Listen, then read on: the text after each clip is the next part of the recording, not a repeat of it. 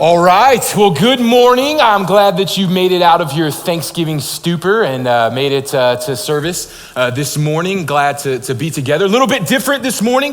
Obviously, man, one of the things that we love at Fellowship Olathe is kids. And so, man, if you're a kid in the audience, I want you to know it's okay that you're squirrely. It's okay that I look weird. It's okay that you may not pay attention the whole time. Man, we love you. We love you regardless. And so we are so glad that you are in service with us. When you hear the name Fellowship Olathe, I want you to know, man, that we care about you no matter what is going on. And so thank you guys for being here. Because it's a little bit different in here, all right, we've got to overcome some obstacles. Normally, when people come in here, they get a little bit nervous, all right? And so this is purposely designed, a family worship service, to be a little bit interactive, all right? So you have to bear with me. I know that I'm weird. I know that I'm strange. It's okay. We're going to interact a little bit. And so in light of that, just to get it all out of the way, the first thing we're going to do is if you are under the age of 18, on the count of 3, I just want you to say, I'm here, all right? So really simple, just to get it out of the way, just to get it started, on the count of 3, you're gonna say, I'm here, all right? Here we go. 1, 2, 3. There you go, all right. Hey, you guys are smaller than the first service, but that was way better than the first service. I'm not gonna lie to you, all right? Adults, it's a big thing to carry here. The adults, normally, they also are equally nervous to participate in the service. So that's okay. We're gonna overcome that barrier as well. And so if you're 18 or over, I'm gonna count to 3, and you're gonna say, I'm here, all right? Here we go, 1, 2, 3. There we go. See, it's okay. Everybody said something. It's going to be all right. And so we're glad that you guys are here this morning. And so this morning we're going to focus. Really, I know that your mind wants to flip a switch and go to Christmas, but we're gonna slow it down just a little bit, and we're going to spend one more week. I know that on Thursday a lot of you gathered for Thanksgiving. We want to slow that down and spend just one more Sunday, kind of reflecting on Thanksgiving. And so for us, when debating on what psalm to really talk about when it comes to Thanksgiving, we really found one. Trivia question for the kids in the audience. There's one psalm, just one, in the Old Testament that is entitled a Psalm of Thanksgiving. Can anybody guess what number it is? 100, exactly right. See, we're off to a good start. I know it's behind me, but that's all right. We're just, we're getting the ball rolling here. Well, you guys are smart. You guys are observant, so that's good. And so we're going to be in Psalm 100 this morning. We're going to ask just a really simple question, just a really surface level, easy to answer question that everyone can answer, just like what 2 + 2 is, all right? So the question for this morning is, what is the will of God for my life? Maybe not so simple, right? What is the will of God for my life? Now, when we talk about the term will of God, there's a lot of different things that may come to your mind. Really, it's a hard thing. I want to make sure that we're using really the same dictionary. A lot of times we use the same words, but we use different definitions. And so I want to make sure that we're all on the same page, because words are hard sometimes. When you hear, for instance, my seminary professor would always tell me, he would say, hey, could someone define the word trunk for me? And everyone would kind of stare at him, just kind of like you guys are staring at me now. And someone would eventually go, what do you mean by trunk? Do you mean the trunk of a tree? Do you mean the trunk of a car, the trunk of an elephant? Like, what do you mean by that word in this context? And when it comes to the will of God, often maybe you have the same question. That when we use the phrase the will of God, there's different inflections, there's different ways that it's used in the scriptures. And so we want to just make sure that we're on the same page here this morning. And so the 3 ways that we really see the will of God used in the Old Testament, particularly, and the New Testament, is one is God's will of decree. God's will of decree. And so this is God's will in the sense of it is unchangeable, that he's in control of all things, that nothing happens that he hasn't allowed, right? That anything that takes place in your life, whether you agree with it or disagree with it, like it, don't like it, that he has allowed to happen, that he has decreed it, the will of God. A couple of examples in the scriptures where we see this mentality is Ephesians 1:11 that says, he who works all things according to the counsel of his will, right? That it speaks of his will. All things are working together inside and outside of what we would agree with. Another example, Isaiah 46:10, my purpose will stand and I will do all that I please. And so we see throughout the scriptures this will of God used in this decreeing fashion, that it is what I will, it is what I want to happen, and it will happen, that those are the same things. But we often use not just the will of decree, but this will of direction. Now this is the one that we like to gravitate on, right? This is the one we really like to embrace and talk about often, all right? So kids, if you're with me, all right? If you're with me, we're back in. I need your participation, all right? Because from an early age, this is the question that was inundated in my life over and over and over again. Even, has anybody ever taken a school picture where they had to hold a sign in front of them, like before they went to school? Has anybody ever done that, right? So one of the questions is usually at the end, what do I want to be when I grow up? What do I want to be when I grow up? All right. And so it's always fun to see. And so this is going to cause some participation going on. All right? So don't be scared. All right. Here we go. So I want you to simply stand. If I name what you want to be when you grow up, I just want you to stand up. All right. Who in the room wants to be some type of doctor, nurse, medical profession? Go ahead and stand up. Who wants to be that when they grow up? There we go. All right. So we got some. There we go. We got it. All right. Next up, you guys can take a seat. Who in the room wants to be some type of first responder? So police officer, EMT, firefighter, something like that. All right, we got one. That's cool, we cool. All right, who wants to be someone that like works with their hands and fixes things? Like they work on cars or they work on different people's stuff or they make something. Does anybody want to do that? No one? Yeah, there we go. We got one. That's good. I love it. Who in the room wants to be an engineer? Does anybody want to be an engineer? Okay, you like, the smart, there we go. One day when you grow up, Cole, you'll be an engineer. I love it, right? And who wants to be anything else? Anything else, you guys can stand up. Something else, okay, you got it in mind. Teacher maybe, or something else. Yeah, love it. All right, so from an early age, we're inundated with this question is, what is God's will for my life? And what we immediately think of is some type of profession, or maybe this is a little scarier for the kids. Who am I gonna marry one day, right? That we think of God's will of direction. We think of who am I gonna marry? Where am I supposed to live? What kind of house am I supposed to buy? Like what kind of car am I gonna drive? What kind of profession? Like what is God's will of direction? Please show me, God, where you want me to go.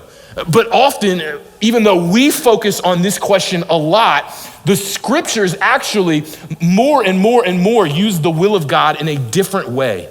That often when God's will is put in the scriptures, when we read it in his word, it's attached to this will of desire. And so although we focus on God's will of direction, God, please show me a path, please show me a way, often God's will is associated with God's desire for your life. That often, here's an example, in 1 Timothy chapter 2, verse 4, God wants all people, his will is that all people will be saved and come to a knowledge of the truth. That this is his desire, this is his heart. It's often associated with moral commandments or moral good, that this is what I want you to live like. This is what I want you to be like. And often when the will of God is invoked, this is what it's referring. Not some magical, like I've got to figure out God's will of direction for my life and I picked the wrong choice and somehow my life is over. That's not how the scriptures talk about the will of God. That the will of God is often attached to being something, being molded or shaped or being like something. In fact, we see today's passage that this is in exactly what happens in 1 Thessalonians 5, verse 16 through 18. Listen as Paul writes, rejoice always, pray without ceasing, give thanks in all circumstances, for this is the will of God in Christ Jesus for you. That you were made, the will of God in your life is often not figuring out some kind of magical course to make it to retirement, but often it's this desire for you to become something, to become like something, that as he molds you and transforms you, that you would be a person who is able to give thanks in all circumstances. This is a difficult request.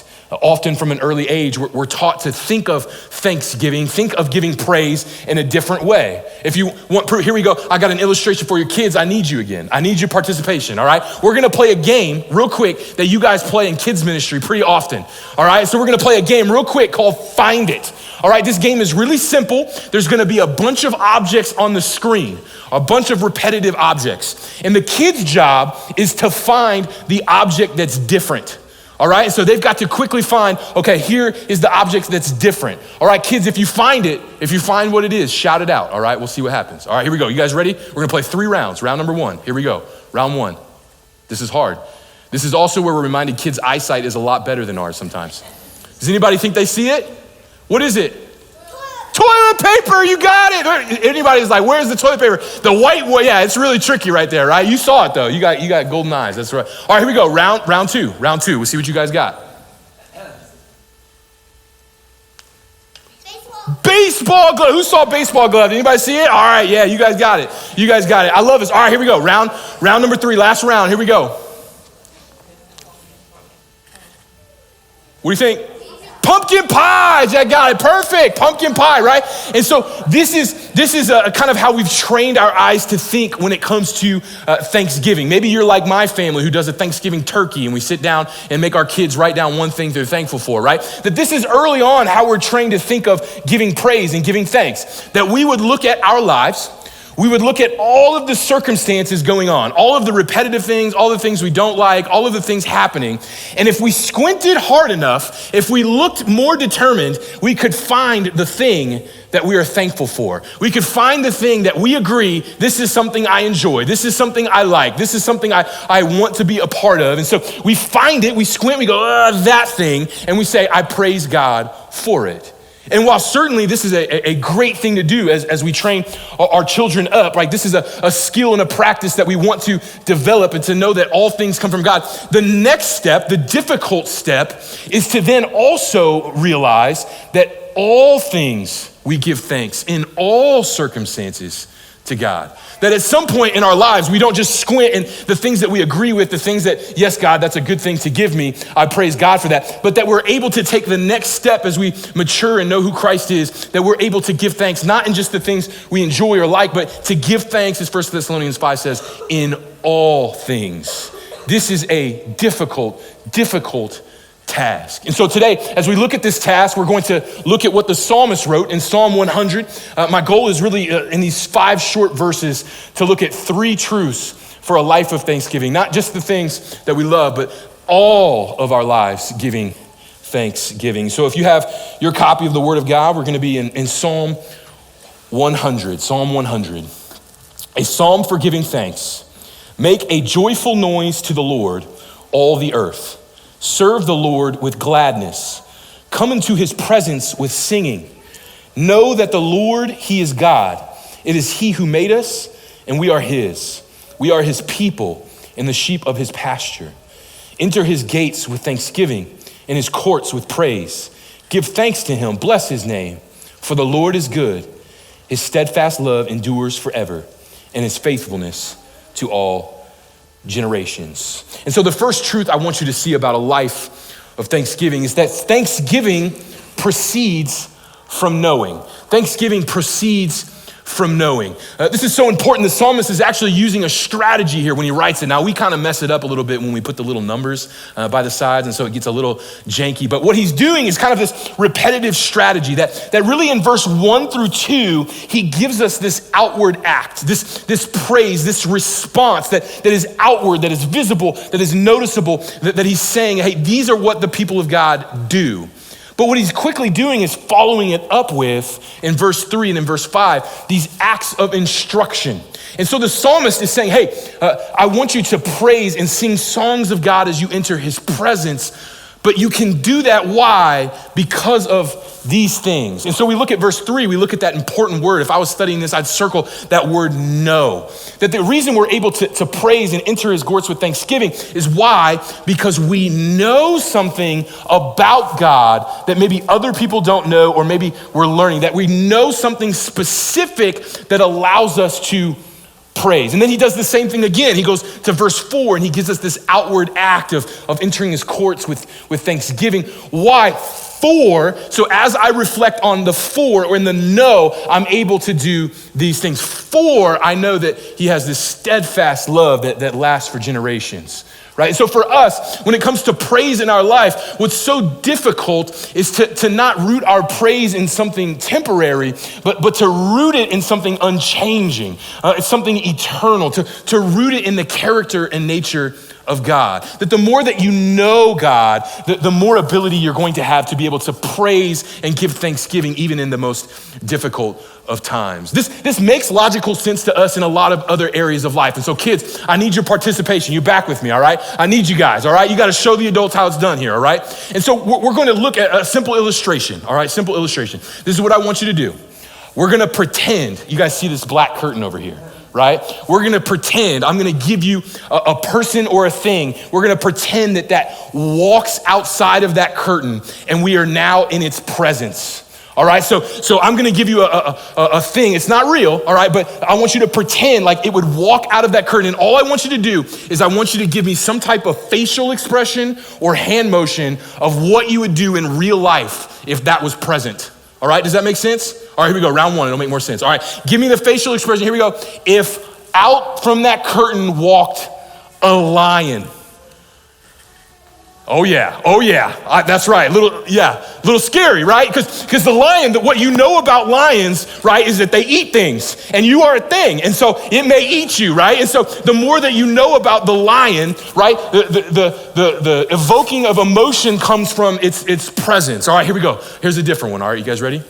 All right, I want you to pretend this time Patrick Mahomes walks out of the curtain.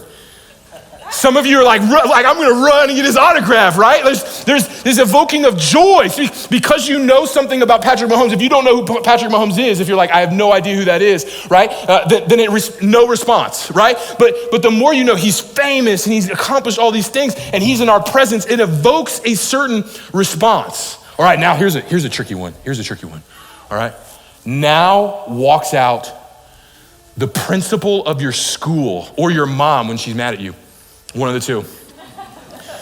Yeah, you're about to run, right? You're about to go to the bathroom and hide, right? And so it evokes a certain response. And so the last one, this is what I want you to imagine. This is what I'm trying to get at, right? Now I want you to imagine that Jesus himself walks outside of that curtain and that he is in our presence. Yes. So the more that you know about Jesus, the more correctly you think about Jesus, the difference that response is. His presence evokes a different response. If you don't know anything about Jesus, or you think he's just some type of punisher or someone that's out to get you, that when he appears, maybe it's fearful, maybe it's nothing. But the more that you know about Christ, the more that you know about his character and his nature, the more you're able, when you enter into his presence, to give thanks in all things. And so this is what the psalmist does. He puts together this pattern of, as we know and reflect on who God is, man, that it's able to, as we enter into his presence, give a different response than we would otherwise. And so point number one, we see that thanksgiving is rooted in knowing. In fact, before we move to point two, many people, as they gather to worship the Lord, they focus on one of the other things. That for some people, as they gather and worship the Lord, they focus just on verse 1 and 2 or just verse 4. That the point of gathering is to elicit some type of experience, to elicit some type of praise that evokes emotion. And we see other congregations, as they gather, they focus just on verse 4 or just on verse 3 and verse 5. That when they come together, that their focus is, man, I come together to learn something, to know something, to walk out hearing something different about Exodus or Leviticus or Deuteronomy or Ephesians. The goal of worship is to walk out with some type of new knowledge. And what I love is that the scriptures, this psalm, it doesn't allow you to separate those two. That they're not allowed to be separated as if one belongs without the other. That for us, as we gather and we reflect on the truth about who God is and what he is like, that it elicits a response of verbal praise, of worship, of singing, that to enter into his presence because we know who he is, because we're thinking about who he is, it allows us to praise regardless of what is going on in our lives. And so number one is simply thanksgiving proceeds from knowing.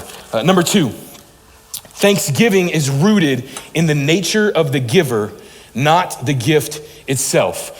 Thanksgiving is rooted in the nature of the giver, not the gift itself. And so when I was, a child, as many children do, we had this gift experience on Christmas. Does anybody get gifts for Christmas? Any children get gifts for Christmas? That's good. That's cool. All right. And so for me, this was crazy. For me, my parents had to teach me something at a pretty early age. All right. And so this is what they had to teach me. This is what I want you to do. I want you to whisper to your parents something that you got for Christmas that you didn't like.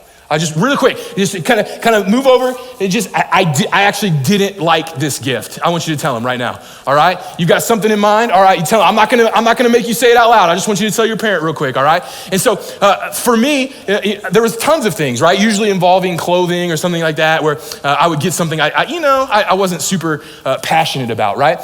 And so what my parents would train me to do, and what we've tried to train our kids to do, is no matter what you open, as you look at it, man, you better be like, oh, thank you. This is exactly what I needed. This is the love of my life. I'll never let it go. I'll sleep with it at night, right? And so we're trying to help them act a way that follows how they should feel. And as we mature, as we get older, we recognize that the gift itself, the physical item, that it was never really about that.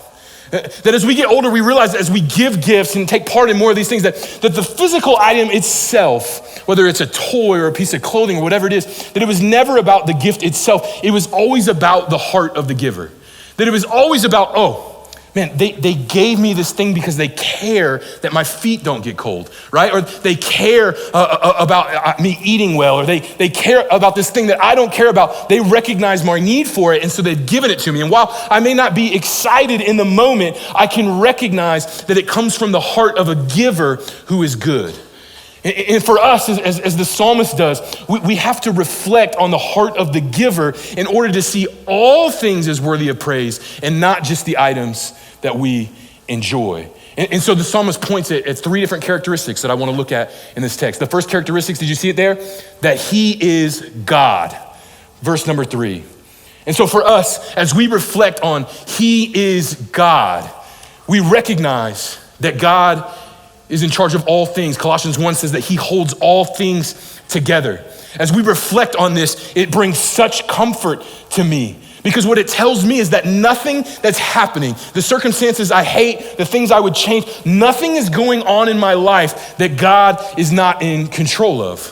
That he has pieced all things together for those who love him for their good, and that he holds all of these things. And so nothing that happens, God's response goes, that wasn't the plan.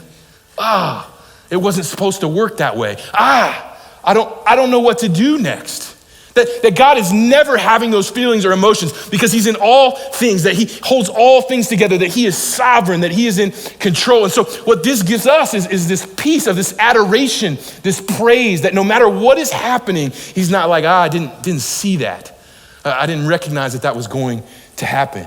And so even though we don't like the circumstance, the thing going on, what we do is we dwell on the fact that he is God, that he is still in control, and that we're able to give him praise, even if that's all we have to give. For instance, when I went on vacation last summer, we went to the beach, all right? And so any kids go on vacation last year? Anybody as a family go on vacation, whether it was a few hours away or a long ways away, right? And so I had to plan this vacation. I had to come up with this plan for my family, right? To go on vacation. And so we spent a ton of money. I saved and I put things away. So I made some sacrifices so that I could afford it. I put a ton of research into it. I was like, okay, if we stop at a park here on the way, that'll be good for the kids. We'll make this work. And then we can stop for gas here. And I think Miles would really like this. And I think Nora would really like this. And so, man, I want to put together this plan where my wife is being able to relax and the grandparents can enjoy the grandkids and that we can get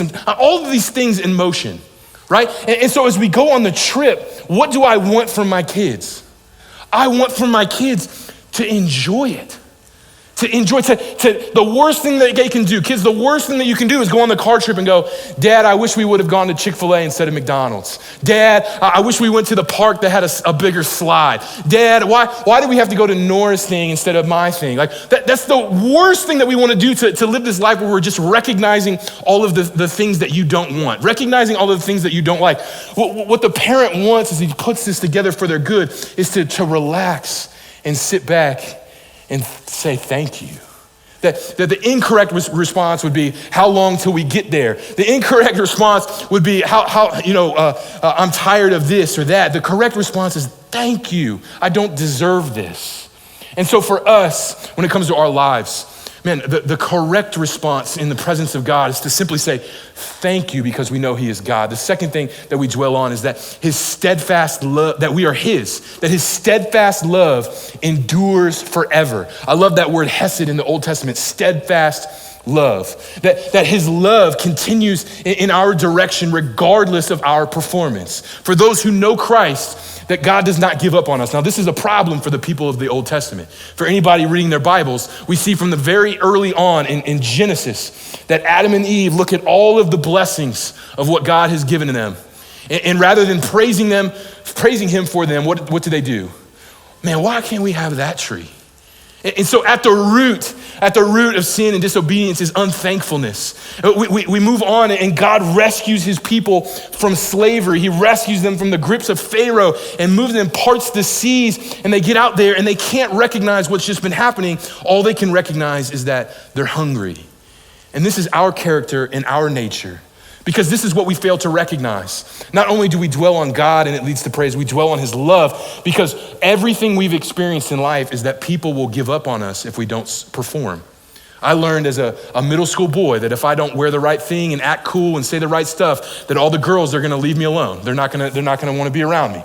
Right? I learned if I didn't have enough skills in basketball, if I wasn't talented enough or fast enough or do the right thing, that I would get cut from the team. I realized as I applied for jobs that if I didn't have the right resume, if I didn't have the right thing on the piece of paper to impress everyone, that I wouldn't get the job. And so over and over and over again, we see examples of people rejecting us, going away from us based on our incomplete performance. And so what we do is try to transfer this to the character and nature of God. And what I love is that the psalmist says, no, I want you to reflect on the steadfast love of God, that he's faithful to every generation, that despite the performance of the nation of Israel, that he has not given up on them, that he continues to love them, even as they don't quite get it, that he continues to love and love and love. The ultimate example of Christ on the cross. As we live our lives and reject him, that he presents Christ on the cross crucified even while we were still sinners. And for us, we see an example of his steadfast love, not just for one generation, but for all generations. And so for us, not only do we see that Thanksgiving is an important characteristic, but it's not based on the gift, but it's based on the character of the giver. And then lastly, we see that Thanksgiving is visible. Thanksgiving is visible. This is an important characteristic. I want you to look at verse 1. There's a reason why they use this phrase, all the earth. In fact, many times in the Psalms in the Old Testament, this phrase, all the earth, is used because the people of God were to interact with God in a way in which all of the earth would see it, that all of the earth would recognize what they were doing. The important part of knowing who God is and his character and his nature is that it can't just stay inside, but that it's to be visible to those watching. Most scholars think that Psalm 100 would be kind of a fun, pithy song that they would sing on the way to the temple. So on their way to offer temple sacrifices to God, that they would sing this song to prepare their hearts. That as they moved closer and closer and closer, everyone around them could hear them as they go to offer sacrifices, that the Lord's steadfast love is good, that his faithfulness lasts to all generations. Man, we are his people, that he is good, that people would hear these things as they approach God in worship. Not only that, but the nations would look at what Israel was doing and say, that is the one and true God. And so for us, man, Thanksgiving is such an act of evangelism that often, man, as we come together and simply put down our lives and look to the Lord, that as we worship and sing and praise, it shows the world that our thanksgiving is not based on our circumstances, but based on his character and his nature and who he is. That for us, one of the greatest things that we could do is to simply gather and unequivocally praise and worship the Lord. I think it's important, especially in this context, in this service, that we highlight that last verse, for all generations. In this room right now, as it was in 930, that there's kids in here under 3. There's kids in elementary school. There's kids that are 36 like me. And there's people in here of all generations. Man, that as we sing his praises, as we sing his goodness and who he is and what he's done, man, we belong to a group of people who are looking on, that our kids are looking on, whether they're in this room or in the hallways or a part of our programs or wherever in our community, that people are looking and they're watching us. Man, does this person know how to praise just when things are good? Or does this person praise no matter what in all circumstances? We teach the next generation by how we praise his name. And so for us as a people, this one simple question, this is one that I've wrestled with this week as I prepare, because I don't feel like the last year I've done this well. I don't feel like I've lived life with God as my shepherd, going from pasture to pasture, trusting him and where he's leading, but rather complaining with the shepherd that I like the grass somewhere else better. And for me, as I've looked at the last year of my life, there's been a ton of things that I wouldn't pick, I would change. But what does it look like to be a person that so is convinced that God still loves me, that he still cares for me, that he died on the cross for me, that he wants to give me all things, that I would be able to reflect and know that, and it would come out as praise even in the most difficult of times. And so we simply ask the same question this morning. Are you a person of praise? Are you a person? Are we a people of praise? I know every week I need it, because when I walk in the doors, I'm greeted by people who serve, as the psalm says, with gladness. I love walking in the lobby and seeing Steve Cortez or Bonnie or the Adapes, or walking down to children's ministry and seeing the Holkrins and the Paytons and all kinds of people. I don't mean to just mention names. It's so encouraging to walk in and see people that are like, man, I'm going to give my life and sacrifice to the Lord with gladness, because I know who he is and what he's done for me. Man, I hope the same is true of you as you gather at Fellowship Olathe, that you would be encouraged by the body who maybe we don't sing in the hallways or whatnot, but as you would watch people worship and know who God is, that it would encourage your hearts to praise God in all circumstances.